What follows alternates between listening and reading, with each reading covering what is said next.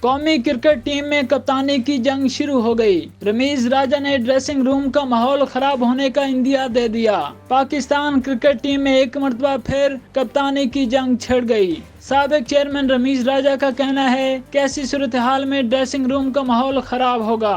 اطلاعات کے مطابق پاکستان کرکٹ بورڈ کے مینجمنٹ کمیٹی کے چیئرمین نجم سیٹھی نے شاہین افریدی سے ٹیلی فونک رابطہ کر کے کپتانی کی پیشکش کی ہے، جس پر وہ افغانستان کے خلاف T20 سیریز میں کپتانی کے لیے تیار ہیں اور سیریز میں بابر اعظم کی آرام کی صورت میں شاہین افریدی کپتان ہوں گے۔ ذرائع کا کہنا ہے کہ وقت مانگنے کے بعد شاہین افریدی نے نجم سیٹھی کو مثبت اشارہ دیا ہے۔ پی سی بی نے ابھی تک بابر اعظم کو آرام کرنے کا حتمی فیصلہ نہیں کیا، تاہم اس حوالے سے کیا سرائیاں اپنے عروج پر ہیں۔ ذرائع کے مطابق PSL کے پرفارمر سائم ایوب، اعظم خان، احسان اللہ، عماد وسیم کے اسکواڈ میں شامل ہونے کا امکان ہے اور شاہین افریدی سے کپتانی سے متعلق رابطہ صرف افغانستان کے خلاف T20 سیریز کے لیے کیا گیا ہے۔ پاکستان کرکٹ بورڈ کے سابق چیئرمین رمیز راجہ کا قومی ٹیم کی کپتانی کے حوالے سے کیا سرائیوں پر بیان سامنے آیا ہے، جس میں ان کا کہنا ہے کہ بابر اعظم، شاہین افریدی اور شاداب خان پاکستان کے اہم ترین کھلاڑی ہیں۔